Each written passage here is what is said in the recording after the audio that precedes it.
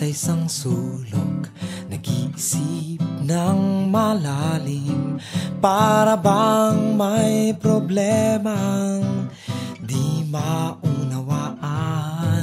Paikot-ikot ang isipan at di mapakali sa upuan. Mga tao'y pinagmamasdan, tila ibig nitong lapitan. Humihingi ng saklolo ang kanyang kalooban, umiiyak sa galit ang loob niyang nangingit-ngit. Katatanggal lang sa trabaho, sumasakit ang kanyang ulo. Paano na lang ang kinabukasan, walang kitang pagsasaluhan.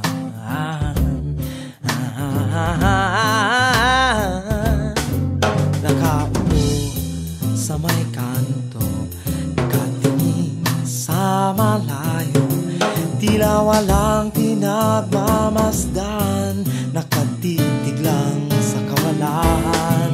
Humihitig ng sigarilyo, ang puso ay di humihinto. Umiiling-iling ang kanyang ulo, buhay di mawari, di matanto. Tinatanong niyang kanyang sarili, sarili ay kanyang sinisisi. Naka-istambay sa maghapon, nagdaan na naman ang panahon. Matatapos na naman ang araw, kahihintay ng bulalakaw. Tapos ng magsigarilyo, lilisanin na rin ang kanto.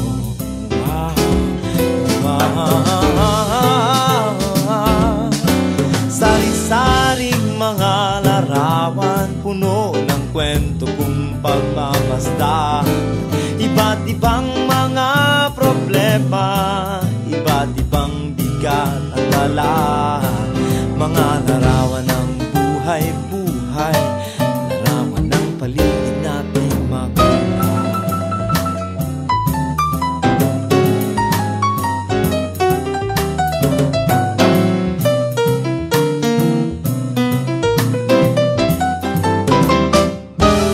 Naglalakad sa may kalsada, dala-dalang buong pamilya.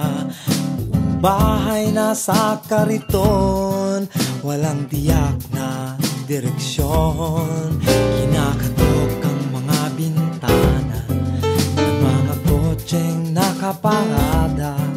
Maiitim na palad ay sinasahod, habang kalong ang anak natulog. Sinusumpa ng ali ang naging buhay niya sa kalye, ngunit tila tanggap sa sarili ang kabalarang di ba niya pinili. Umaasam na may tutulong upang sa kalalagya'y makaahon, ngunit sarado ng bintana ng kotse, nawahipan ng patuloy na lamang pobre.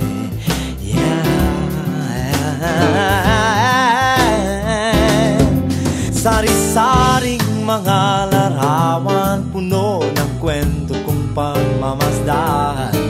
Iba't ibang mga problema, iba't ibang bigat ang dala. Mga larawan ng buhay-buhay, larawan ng paligid nating magulang.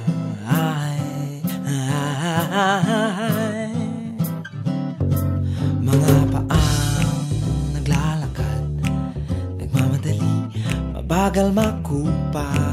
Mga magkahawak na mga kamay, mga taong magkakbay. Nakahubad, nakatsinelas, nakasapatos, butas ang medyas. Nag-aaway na magkapitbahay, mga damit na nakasampay. Mayayaman, mahihirap, politiko, pulis, mandurugas.